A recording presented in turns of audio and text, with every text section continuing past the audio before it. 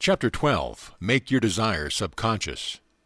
To promote the highest development of mind and soul, a sunny disposition is indispensable. The brighter, the happier, and the sweeter the disposition, the more easily and the more rapidly will any talent develop.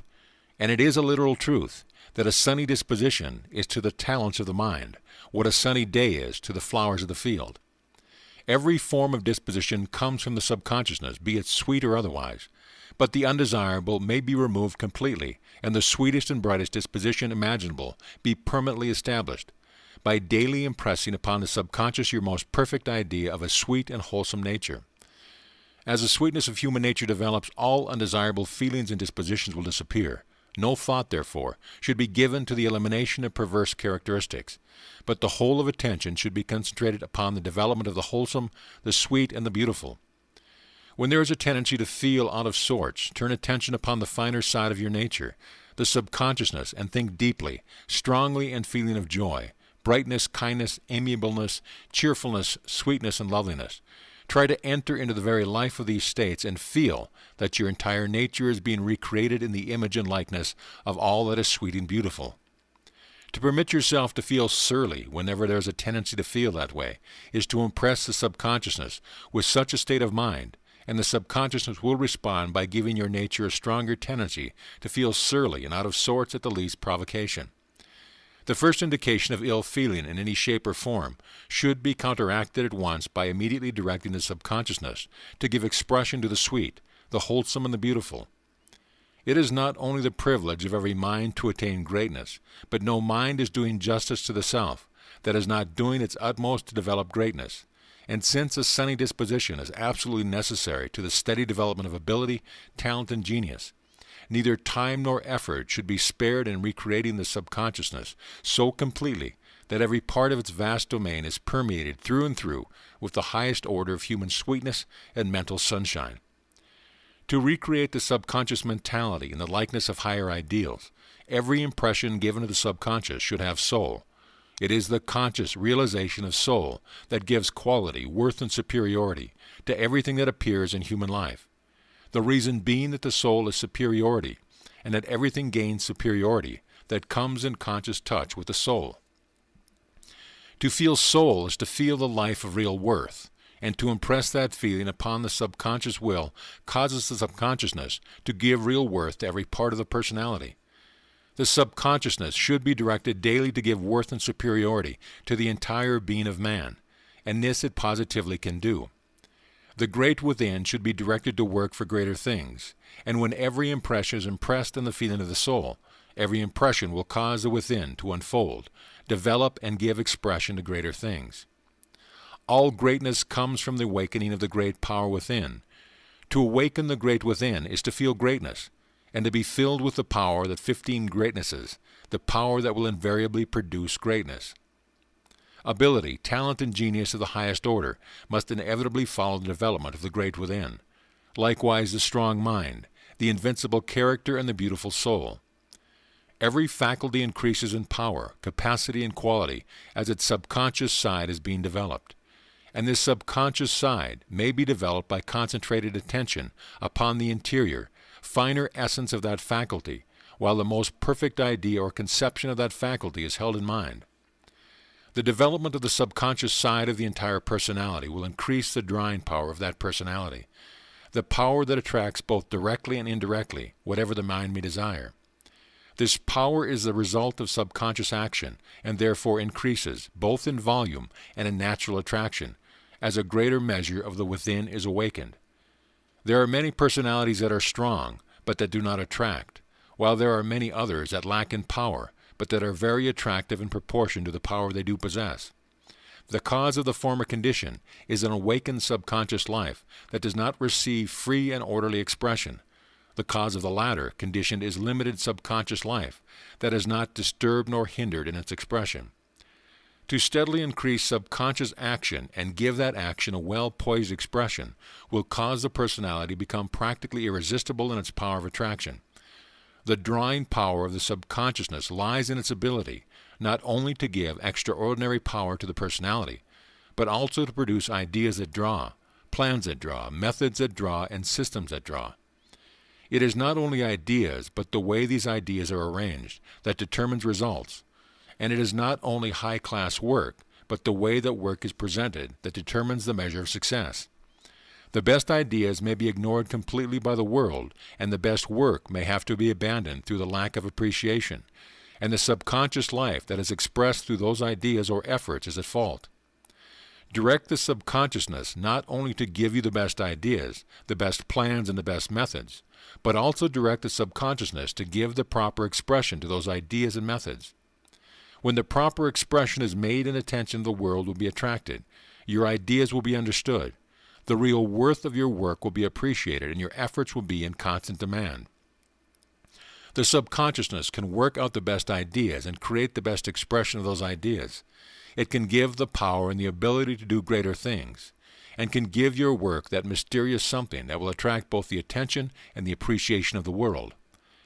The subconsciousness in every mind should therefore be directed to do these things, because no person is just to himself who does not make the best use of everything that exists in his nature. The subconsciousness, when so directed, will give a natural drawing power to all the finer thought currents. These in turn will convey the same qualities to every part of mentality and the personality. This will cause everything that man is, and everything that he does, to be stamped with that something that attracts attention and commands appreciation. His desires will consequently become irresistible. The desires of such a mind will have the power to create their own way to their own goal, no matter how lofty that goal may be. The power of the subconsciousness is limitless, therefore nothing becomes impossible when we awaken the great within. All desires should be made subconscious, and when these desires are constantly expressed with the deepest feeling and the strongest desire that can possibly be aroused, you will positively receive what you want. If it fails to come through one channel, it will come through another, but it will come, because the subconsciousness has the power to do whatever it is directed to do. To subconsciously desire something is to make yourself strong enough and able enough to command, create, or attract that something. Make your desire subconsciousness, and the subconscious will make you worthy of what you desire. The subconscious desire will awaken the same quality and worth in yourself that already exists in that which you desire. And as like does attract like, you will invariably get what you desire, when you become equal to what you desire. The subconsciousness desire for abundance will develop in yourself the power to earn and create abundance. It will increase your earning capacity, and will both directly and indirectly change your personality, so that you will be naturally drawn into environments and associations where you can make the best possible use of that increase of capacity. The subconsciousness, being limitless, can work out ideas and plans that you can use in your present position, in furthering your desire for the better position. The subconsciousness, if directed, will find a way, especially so if the desire is very deep and very strong, and you will also receive the power and the ability to do whatever the way may demand. It is therefore evident that whatever a person's conditions or circumstances may be today, the subconscious can and will open a door to something better, providing there is a strong subconscious desire for something better. Chapter 13. Produce better health.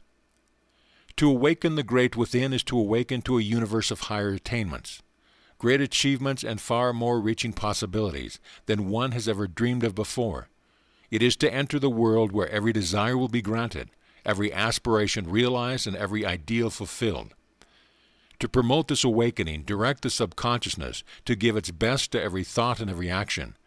And when this best has been received, direct the subconsciousness to produce something still better. It can. The subconscious can do whatever we may wish to have done.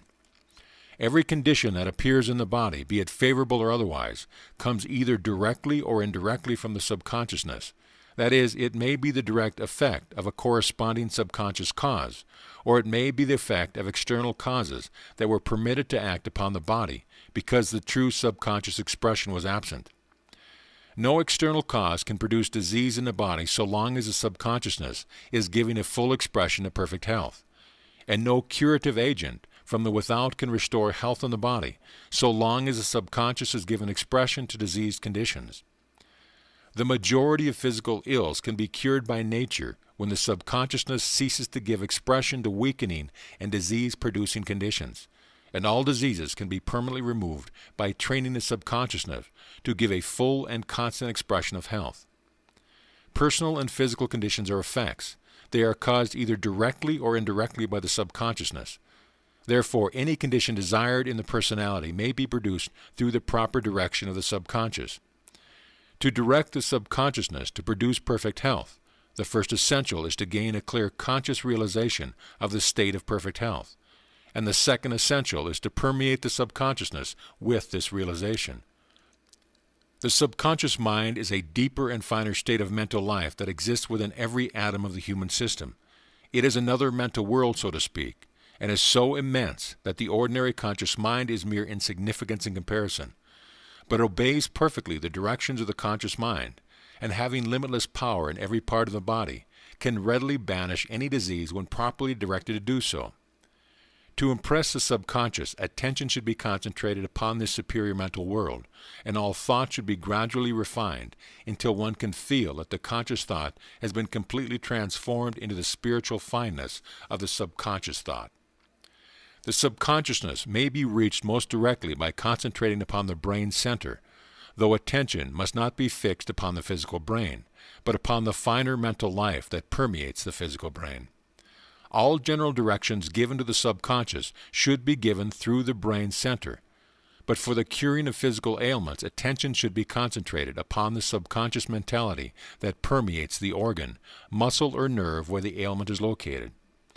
To impress the conscious realization of health upon the subconscious life of any part of the body will cause the subconscious to bring forth into that part of the body the same condition of health which the conscious mind realized while the impression was being made. It is therefore necessary to attain the very highest possible conscious understanding of the real state of perfect health before the subconsciousness is directed to produce health. No thought of disease should form in mind while the subconsciousness is being impressed with perfect health. Neither should one think of the body. To think of the body is to form mental conception of the way physical conditions now feel, and if these conditions are undesirable, undesirable impressions will enter the subconsciousness, to be followed by the formation of more undesirable conditions in the near future. The imperfection of physical conditions should never enter mind at any time, because such conditions are liable to be deeply felt, and whatever is deeply felt will be impressed upon the subconscious, whether we wish so or not. Neither should there be any desire to remove or overcome that which may seem undesirable. To desire to remove the wrong is to deeply think about the wrong, because all desires tend to deepen the actions of thought, and to deeply think about the wrong is to impress the wrong upon the subconscious. It is sowing weeds in the fields of the mind, and the harvest will be accordingly. All thought should be animated with the consciousness of that perfection and health and wholesomeness that we desire to realize in expression, and all feeling should be trained to feel the health, the life, and the harmony that the subconsciousness is being directed to produce. To consciously live through and through the finer subconscious mentality for a few moments, several times every day, and deeply impress one's most perfect realization of health upon the entire subconscious mentality will cause the subconsciousness to give a full and constant expression of health. The result will be perpetual health, without a moment of any form of sickness at any time, and if the conscious mind will seek to daily impress upon the subconscious a more and more perfect realization of absolute health, the subconscious will steadily improve the quality of health that is being expressed. To eliminate a local ailment, the subconscious mentality that permeates that part of the body should be impressed with the conscious feeling of the health that is desired. Concentrate upon the finer mental life in that part of the body where the adverse condition appears, and feel the reality of perfect health. Do not concentrate upon the physical organ, nor even think of the physical organ, but enter mentally into the interior subconscious life of that organ, and while in that state, feel the spirit of perfect health with all the depth of mind and soul. What you feel while in that state, you impress upon the subconsciousness, and the subconsciousness will cause perfect health to be expressed through every atom of that organ. To eliminate a chronic ailment, impress perfect health upon the subconsciousness as a whole, while concentrating upon the subconscious mentality within the brain center. Also concentrate frequently upon the subconscious side of the entire personality, feeling the state of perfect health in the subconscious life of every part of the system. If certain parts of the body are specially affected, impress those parts in the same way as for a local ailment, though local attention should be given not so much to those parts of the body that feel the effects of the ailment as to those parts where the adverse conditions has its origin. Before impressing the subconsciousness, the entire system should be made as calm and peaceful as possible, and the principal direction should be given to the subconsciousness immediately before going to sleep. The most important of all, however, is to live, think and act in the absolute faith that the subconscious can and will do whatever it is directed to do. Chapter 14. Impress the subconsciousness before sleep. During the waking state, the conscious ego acts directly upon the consciousness or wide-awake mind, while during sleep it acts entirely in the subconscious.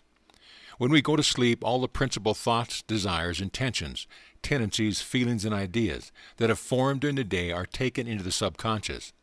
Unless we eliminate the undesirable mental material before we permit sleep to take place, every thought, desire, idea that is taken into the subconsciousness as mind falls asleep will be impressed upon the subconsciousness and will cause corresponding expressions to be brought forth into the personality.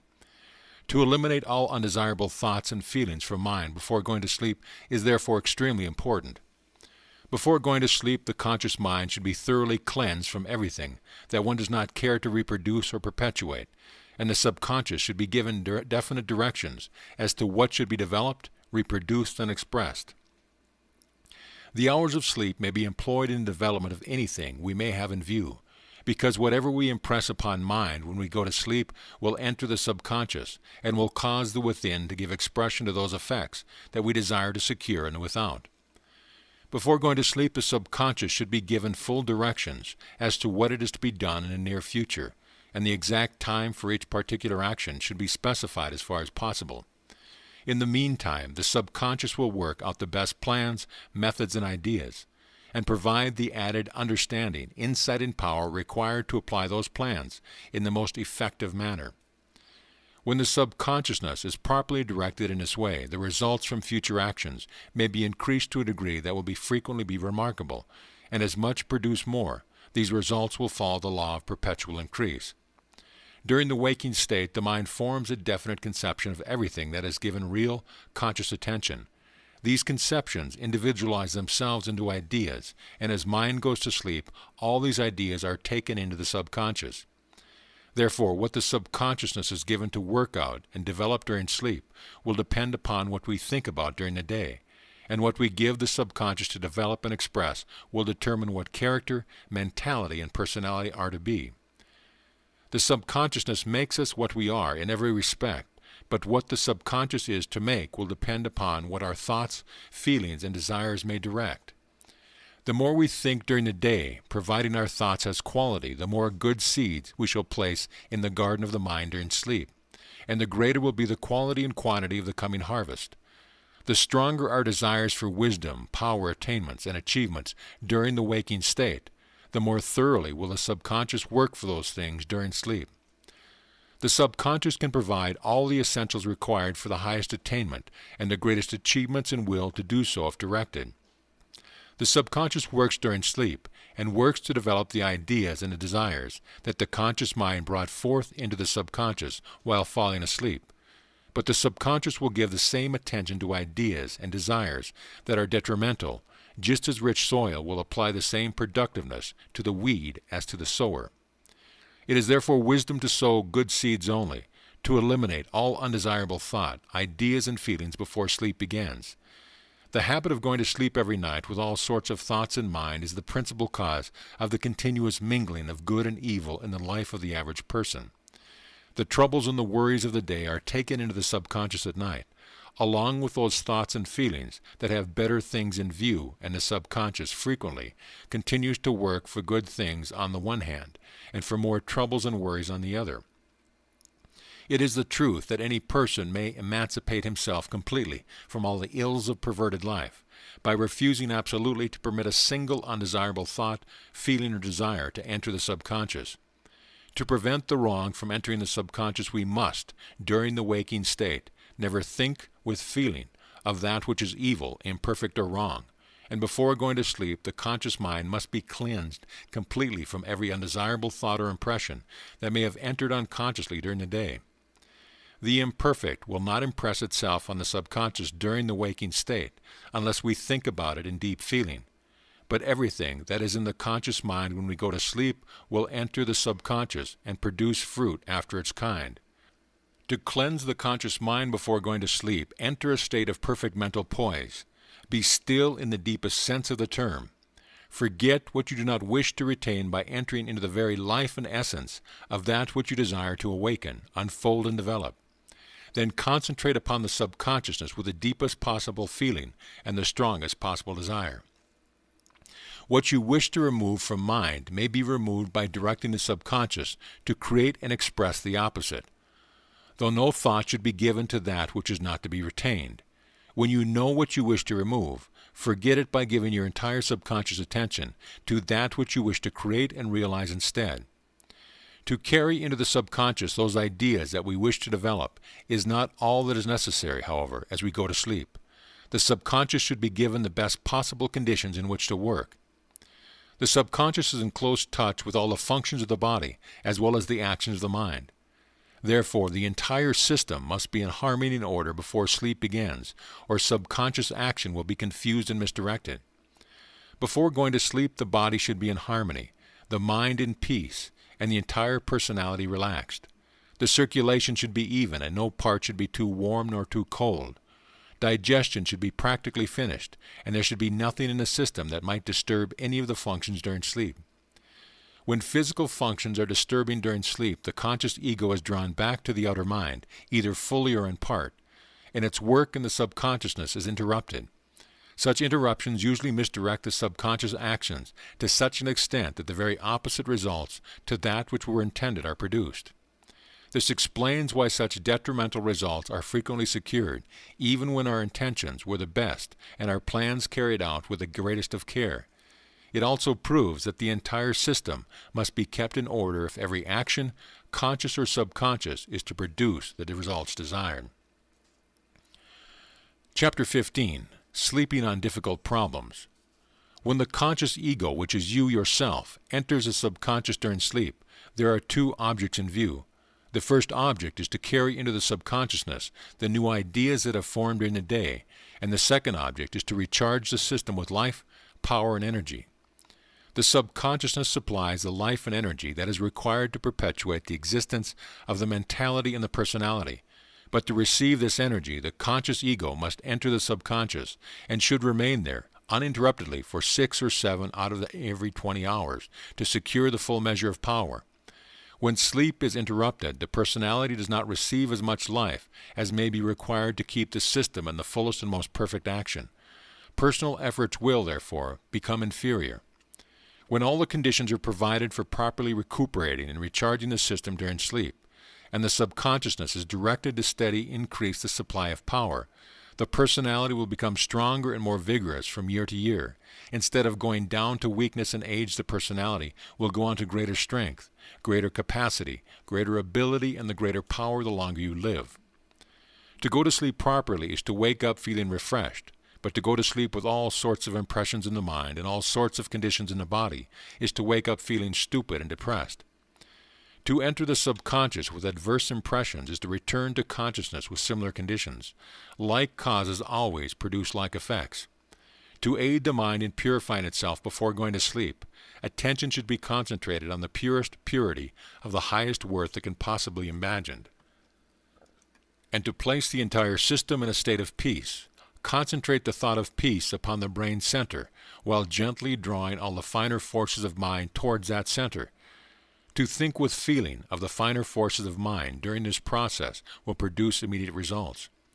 The practice of sleeping over difficult problems before defined decisions are made in practice of great value, especially when the subconscious is properly directed in the matter. Because the subconsciousness can turn things over more completely during sleep than during the waking state. To secure the best possible results, hold clearly and serenely in mind the elements involved in the problem, just as you are going to sleep and desire deeply, but without anxiety, to receive the correct answer upon awakening. The higher and the clearer the conception that is formed of the problem during the waking state, the more readily can the subconscious work it out during sleep. The same is true in the various ideas that are formed during the day and that are taken into the great within, either at sleep or during waking states of deep feeling. It is therefore extremely important to form the highest possible conception of everything that we think of during the day, and whatever attracts our attention should be considered from every highest point of view. Live in the upper story of mind and give soul to all your thought. You will thereby form ideas with real quality and worth, and those ideas are taken into the subconscious during sleep. They will cause greater quality and worth to be developed in you. No person can afford to take a commonplace view of anything, nor to indulge in cheap thinking at any time. To do so is to place inferior seeds in the garden of the mind. There are days when the average person feels as if he amounted to practically nothing. His personality lacks energy and his mind is dull, stupid, and confused. Cheap, superficial thinking a day or two before is the cause. Give inferior ideas to the subconsciousness, and the subconscious will, in the near future, not only cause you to feel incompetent and inferior, but your mind will temporarily be placed in a state where it actually becomes incompetent and inferior. To produce worthy ideas, it is not necessary to always continue in profound or serious states of mind. The thought of worth is the thought that mind creates while attention dwells in the life of quality and soul, and while consciousness is thoroughly permeated with a desire to realize quality and soul in everything. Such thinking can be taken into all thoughts and all life, even into every pleasure. To try to enjoy pleasure with mind skims over the surface of life and thought is to fail to receive the joy that is joy, or the satisfaction that does satisfy. But when pleasures are entered into with a feeling of quality and finer life, even the simplest of joys become fonts of supreme joy. Everything that we thoroughly enjoy we impress upon the subconscious. Therefore, to enter into pleasure while mind is in the attitude of cheapness or inferiority is to mistake to be avoided under any circumstance. However, our pleasures may be used as channels through which the subconscious may be impressed and directed along lines of superior attainment. And pleasures that are employed in this manner will invariably give the greatest, the most satisfying, and the most wholesome joy of all joys. Chapter 16. Sleep on the Superior, the Ideal. The entire human personality is being constantly renewed. There is nothing about mind or body that can possibly become old, except the appearance, and the appearance of age is caused by wrong subconscious process. The process of perpetual renewal is carried on by the subconscious, but it is what the conscious mind gives to the subconscious that determines both the quality and the appearance of the personality. To constantly give the subconscious better ideas, better desires, better thoughts, and better mental states is to cause the improvement of character, mentality, and personality to become perpetual.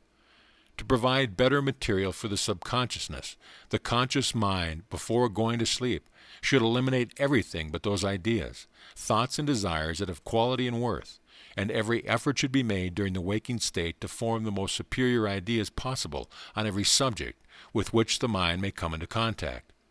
Never go to sleep discouraged, nor with the thought of failure in mind. To fear failure while going to sleep is to impress the subconscious with the idea of failure, and the subconscious will respond by producing conditions in the system that are failures. The system will, consequently, fail to be its best, and will lose ground more and more until real failure takes place. To go to sleep discouraged, disappointed, worried, or depressed is to impress the subconscious with weakening tendencies. These will cause the subconscious to express conditions of weakness in every faculty and in every part of mind or body. The tendency downward in any career originates invariably in depressed subconscious states, the majority of which are taken into the subconsciousness as the mind goes to sleep. Every tendency upward and onward toward higher attainments and greater achievements originates in constructive subconscious states, and it is possible for anyone to produce such states of will. By going to sleep with strong, clear ideas of health, harmony, power, advancement, and success, clearly held in mind, the cause of those things will be formed in the subconscious, and the effects will invariably appear in external life. Your health will at once begin to improve. More power will appear in mind and body. Capacity will increase. All your talents and faculties will be filled with the spirit of success, and will consequently do far better work than ever before. To continue for weeks and months the practice of giving superior ideas of all kinds to the subconscious upon going to sleep will cause the character, the mentality, and the personality to improve to such an extent that in comparison with your former self, you will actually become a superior being. When the subconscious is given something special to do every night, sleep will become more restful. The subconscious always works during sleep, but will work more orderly when given something definite to do. After the subconscious has been properly directed, no anxiety should be felt as to the result. Perfect faith in the law, with that quiet assurance it knows, will give the law the proper conditions through which the desired result can be produced. When we go to sleep in states of discord, the mental material becomes confused and incoherent mental formations are produced.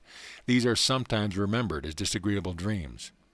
All such formations are produced by confusion among the subconscious creative energies and indicate that the true state of sleep was not entered completely, also that the subconscious was not properly impressed the night before. Orderly and coherent dreams may indicate what tendencies are at work in the subconscious and whether desirable or undesirable conditions are being formed, because a dream is always a partial memory of what is taking place in the subconscious. By noting this fact, undesirable conditions may be counteracted and removed before they advance sufficiently to produce tangible results. An undesirable dream should always be counteracted at once by impressing the opposite, desirable conditions and qualities upon the subconscious. Tendencies, however, that are indicated in good dreams should be given added power. This can be done by directing the subconscious to work more thoroughly for the promotion of the greater good at hand. Every good dream is a prophecy, that is, it indicates that the subconsciousness can do what it is ready to do, or what it is about to do along certain lines. And this prophecy can be made to come true by directing the subconscious to proceed along those lines with greater power and determination than ever before. These directions should be given to the subconsciousness as frequently as possible during the waking state, as well as before going to sleep. Every desirable indication among the greater, interior life forces, whether it be discovered through dreams or intuition, should be taken advantage of at once, and all the forces of mind should be concentrated upon the goal that the vision has placed within reach. A successful termination will invariably be the result. The dream will become true. The prophecy will be fulfilled. The ideal will be realized. Chapter 17. Awaking the Great Within.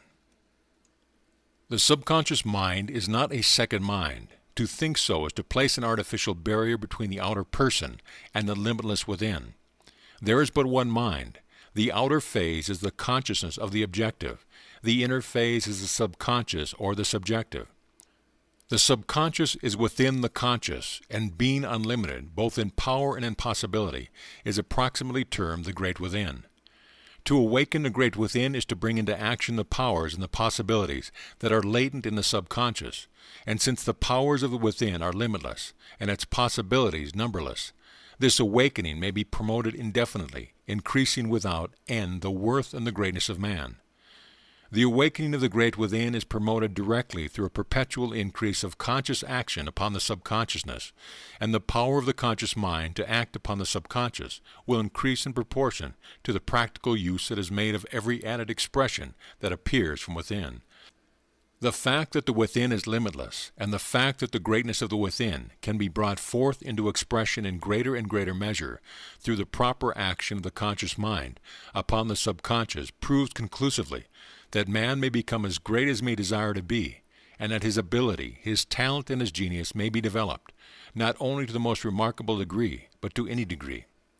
Personally, each person is only as much as he has, consciously or unconsciously directed the subconscious to produce, and he will remain what he is so long as he does not direct the subconscious to produce more.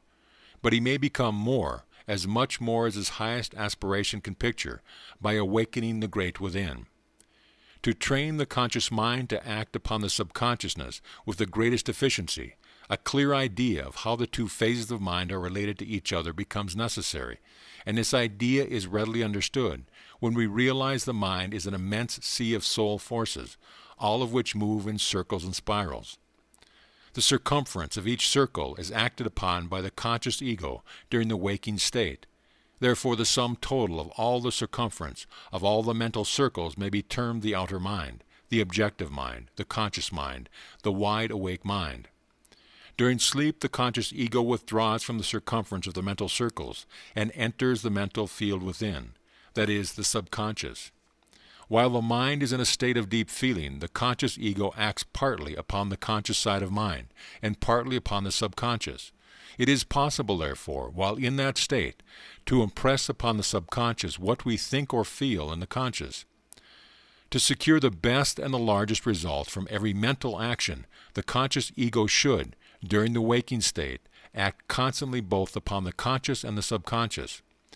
To be in constant touch with the limitless power of the within will add remarkably to the capacity as well as the quality of the faculties that may be in use, and every conscious desire will enter the subconscious at once, so that an immediate response may be secured if required. The strong mind is the mind that is such close touch with the great within that the limitless powers of the within can be felt at any time. The capacity of such a mind will be practically unbounded, weariness will be absent, mental brilliancy will ever be on the increase, and instead of going down with the years as the average mind does, such a mind will steadily advance in higher attainments and greater achievements the longer the person may live. The mind that has presence of mind at all times and under all circumstances is in perfect touch with the subconscious. In fact, if the subconscious is impressed every day, or better still, several times a day, to guide the outer mind so perfectly that the right step will always be taken at the right time, the conscious mind will intuitively know what to do to secure the best result from every circumstance, action, or event. When the powers of the subconsciousness are realized, one's ideas will become more higher than before, and there will be a tendency to form ideals that cannot be realized with present states of development. But since the proper direction of the subconscious can promote development to any degree desired, it is not justice to self to remain content with the lesser while the greater is in view. However, no desire should be entertained that cannot be fulfilled through the complete application of present ability, nor should present demands go beyond what present capacity is known to be. The proper course is to first increase the capacity, then desire what the increased capacity has the power to fulfill. The small mind must not desire the realization of ideals that the great mind alone can possibly make real. Such a course would be a waste of time. It would be schooling oneself to desire only what cannot be secured, while doing nothing to increase one's power that the object in view could easily be secured. The subconscious can make the small mind great as may be necessary to realize any ideal. But greatness does not come from dreaming about the ideal, nor from concentrating upon that which is beyond our present capacity to produce. Develop greatness by awakening the great within, and that power that can produce anything and realize anything will be gained. Development is gradual and does not simply consist in the unfoldment of added power and capacity, but also in the full tangible use of that power and capacity. To proceed orderly toward greatness, direct the subconscious to express what may be necessary to take the next step forward. Concentrate all the forces of mind upon that step, and do not scatter mind over realms and spheres that are beyond that step. Do now what you are doing now and be satisfied to realize what can be realized now. Proceed with the second step in the same way, and likewise with the innumerable steps that are to follow. This is true progress. It is concentrating the whole of attention upon the present advancement, and there is no other advancement. To move forward, we must advance in the present, and in the present alone. To move forward now is the purpose, and he who continues to move forward now will reach any goal he may have in view. The subconscious should, therefore, be directed to turn all its superior powers upon the present forward movement, and should be daily impressed to desire, not the ideals of the distant future, but the ideals that can be realized today. This forward movement, however, should not be confined to any one phase of existence. All things in the physical, the metaphysical, and the spiritual nature of man should be developed simultaneously and perpetually. It is the greatness of everything in man that gives man the greatness that is greatness, and the perpetual awakening of the great within will produce this greatness, because to the powers and the possibilities of the great within there is no limit. Neither is there any end. End of chapter. End of book. This audio presentation of The Great Within Your Unlimited Subconscious Mind by Christian D. Larson has been brought to you by AudioEnlightenment.com and has been recorded for the exclusive use of Audio Enlightenment members only. If you have received this audio from any website other than our own, please visit our website and let us know at your convenience.